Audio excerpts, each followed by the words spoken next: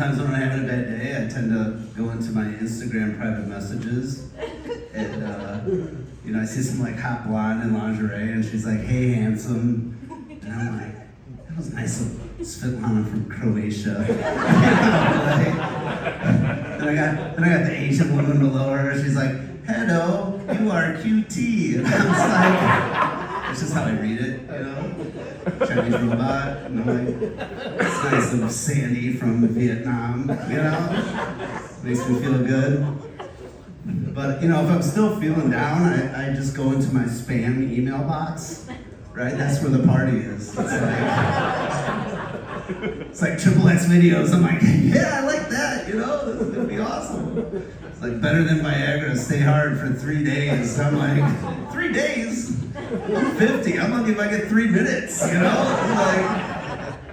It's like, man, can you imagine being hard for 3 days? It's like, at the time it's like 4th of July, it's pool party season, right? Forget that half peanut shell and rubber band that I usually wear, Like I'm doing triple extra large banana hammock. My friends and family will be like, "Oh my God," right? Like, yeah, it's incredible, Thanksgiving, take a couple of those pills, sitting at dinner. My grandma's like, "Chris, can you pass some mashed potatoes?" And I'm like, "Hell yeah, Grandma." I'd be like, "Excuse me, Dad, excuse me, Mom," Eat up, Nana.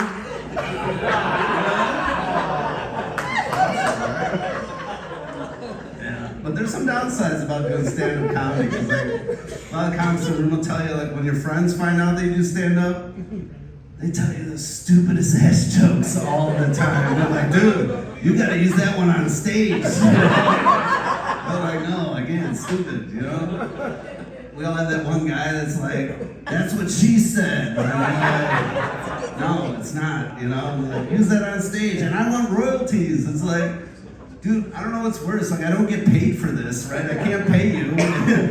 and second of all, here I am on stage telling the dumbass jokes, I don't know, But, yeah, I don't know if any dog owners in the audience. I had to watch my friend's dog a couple weekends ago, and I didn't realize it's like a cult, you don't know until you know. And I had this dog, and I don't have a fenced-in yard, so I got to take it for walks. So, for one weekend, I met 40 people. Everybody comes out. You meet everybody, right?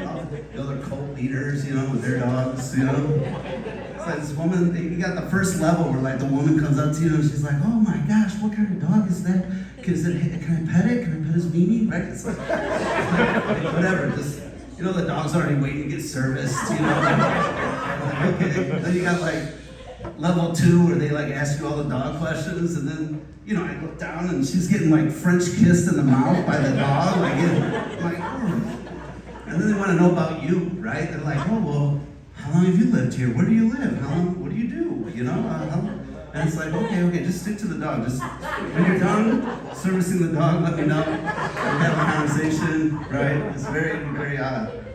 Then you got a whole nother level. It was 9 p.m. on a Sunday night, taking the dog for the last walk, and my neighbor comes running down the driveway. He's like, "Oh, oh, oh." And I was like, "Oh my God, I think he's in trouble, right?" And he's like, No. I just moved here 4 days ago, and I have a dog too." And I'm like, "Oh, great, right?" So we get through the dog questions, we get through the human questions, right? And then 2 hours later, I'm in this guy's house, right? Nothing gay happened, but it's a big mansion, it's beautiful, right? All of a sudden I get introduced to his mail order bride. I'm like, "Is that Sandy from Vietnam?" I think I know her, right? But at the end of the 2 hours, he's like, "I'm gonna leave you with this joke. It's this Polish joke." And I'm like, "Oh, dude," he tells me, he's like, "Okay, that's it." I'm like, No, that's not it." I'm like, "I gotta tell you something, this ain't even my dog," right? And I just see his soul left him. He's crushed. He's like, "We're not gonna be best friends anymore," just ruin his whole summer. But all right, that's my time. Thank you.